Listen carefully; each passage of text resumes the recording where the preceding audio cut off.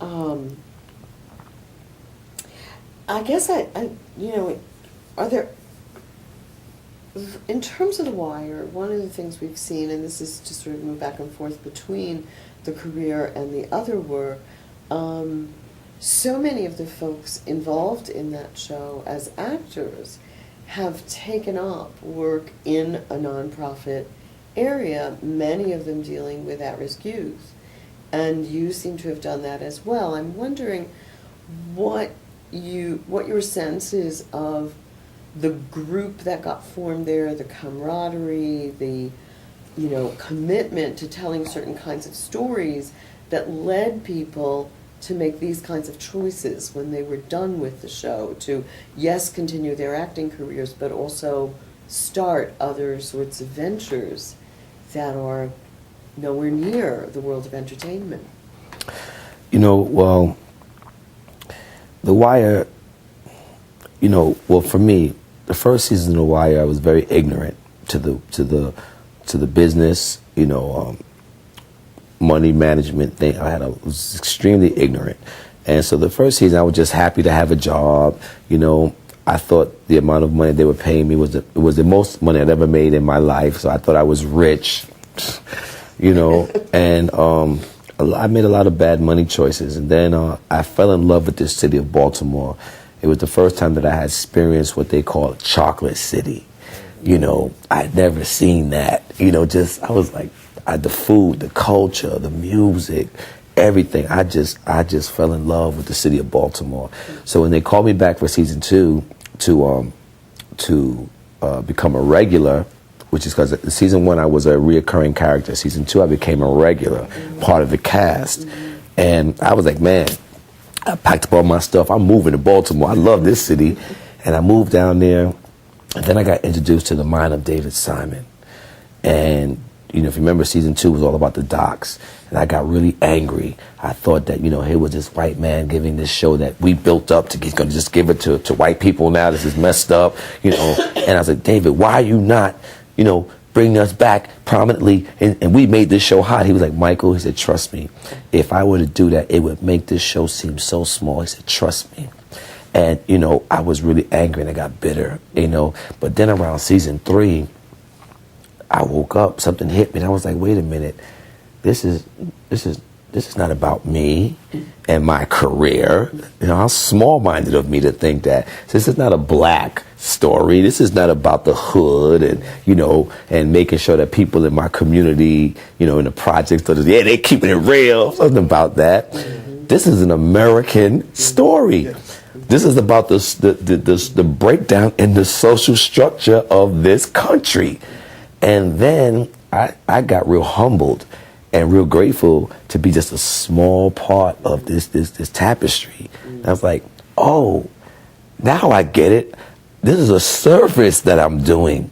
And I think that started to happen in a lot of people. Sonia Song was the first one. She started Rewiring for Change in Baltimore. She moved everything and moved her family to Baltimore and stayed there because she was the first one to want to make a difference in the community, the inner city communities of Baltimore City. Shooting out there in those streets, we saw things. We saw the potential. It's just if you have a heart, and it wasn't a white or black thing. It was just, underserviced communities. How can I make a difference with my little platform that The Wire gave me? How can I make a difference? So Sonia was the first one to do that. And then Jamie Hector, he followed suit. He was the second one to do it. And, Professor Ogletree at Harvard, he kept like, so Mike, when you going to do your nonprofit? And I was like, I'm not Jamie, right? That's Jamie. I don't. Mike, no, Michael, when are you going to do it? He kept. So finally, I was like, well, maybe I'm supposed to start a nonprofit. And, one of my friends in Baltimore, Jarrell Wilson, we call him Rel, he was like, Mike, I got an idea for a name for your company. He said, why don't you name it MKW? I'm like, that's a little vain. Those are my initials. He's like, no, bro, that will stand for Making Kids Win. And I was like, I like that, So I ran with that, and everybody pretty much does. Like Sonia has her thing, Jamie has his thing. My thing was I wanted to get to the kids before the streets got to them. And if the streets did get to them, I still wanted to make them feel, give them a place where they can come and take that mask off. Because a lot of times when kids end up in the streets and gangs, it's because they're looking for belonging. They're looking for a family, that vibe, you know, and I just wanted to give them an alternative. So in my opinion, I thought a community center would be the best thing, because that's what I remember me growing up in the project. I had the community center to go to, and those things are all gone now, you know. And, you know, looking back, I used to laugh at them, but man, them bologna and cheese sandwiches, you know, for free into the summertime, that was like kind of cool. So I was like, wow, you know, Mike, so why don't we try to put back community centers in the community, you know. And my thing was, I saw, you know, in the first one I was going to build, will be in East Baltimore. The second one is going to be in Newark, New Jersey. And the third one is going to be in Brownsville, Brooklyn. And what I saw in me, you know, moving around in the community, because I still go to the hood. I still love the hood. You know, I believe that the trick or the gift is not being able to get out of the hood.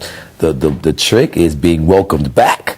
You know, when your people welcome you back and they're happy to see you and they're proud of you, and that, you know, that you rep them, and that, you know, to me, that's the real blessing, is when they invite you back and they're happy to see you, and you don't be like, oh, he done changed. You know, certain things will change, of course, but the welcoming back, the people, when your community put their prayers in you and they root for you, that's the real gift for me.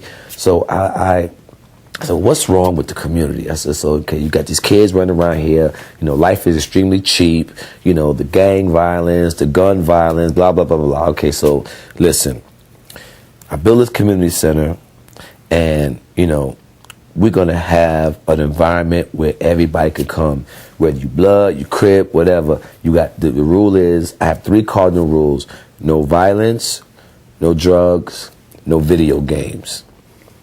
Those are my 3 cardinal rules. Everything else, we're going to work it out, you know. And, you know, we're going to do things like gun buybacks, you know. We're going to do things like beef squashing. If two groups are having differences, I want to provide a safe haven. And I'm going to twist. I'm going to have people in there who speak the language, meaning who know that street vernacular, to really be on hand, on deck, to monitor the dialogue, so it doesn't go the wrong way. But I want to create a safe environment, you know, police free, and where we could either squash it or agree to disagree, and you stay on your side, I stay on my side, whatever it is.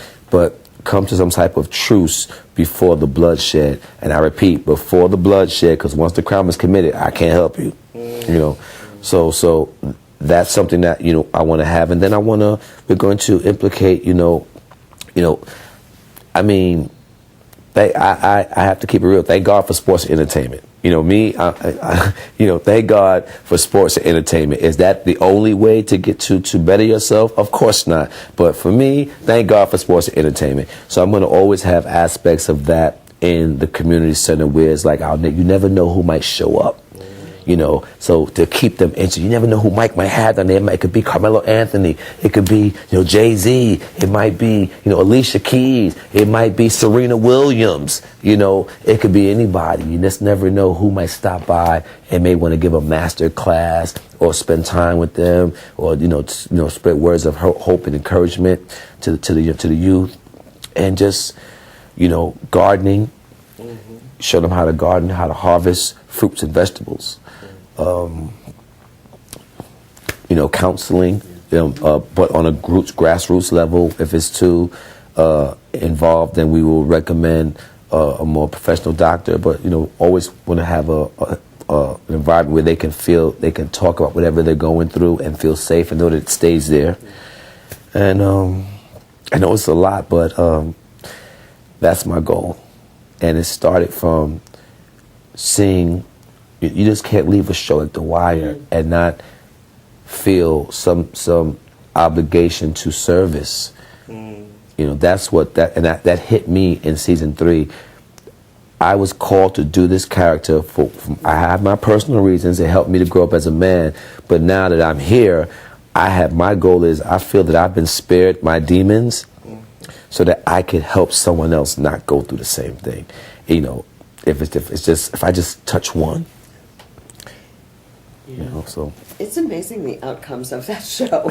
You know, I mean, things like MKW, making kids win, but and also, moving mountains and Rewire for Change, and you know, teaching that class on a in a university world also is about getting our students to think about what are they being educated to do, what are they taking back out into the world, having looked at the complex way that puts the problems in front of everyone. If you may, I would love to piggyback on that. You know, whenever I speak, which is why I love to speak I wish I was able to speak to the students live, because I always ask a question. Two-pronged. I say, who in here is a Wire fan? Everybody raises their hand. Right? Who in here has a young person that they're mentoring?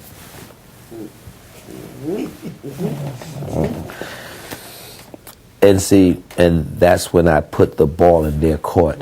I tell the students that you guys are the privileged ones. No matter how you got here, no matter what your family life situation is, doesn't matter.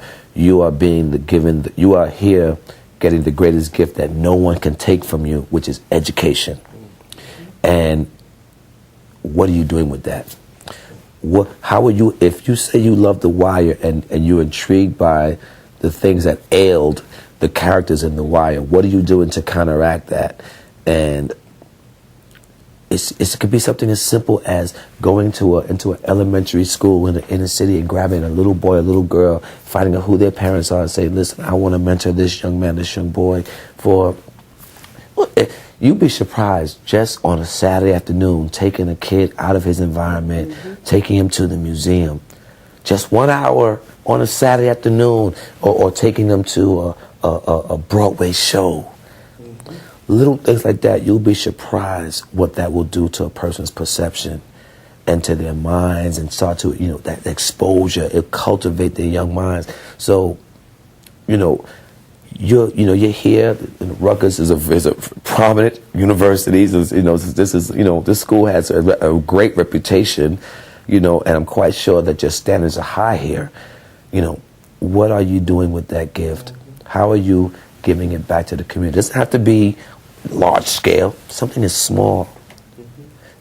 Concrete baby steps, which is what I've learned from watching and listening to President Obama talk.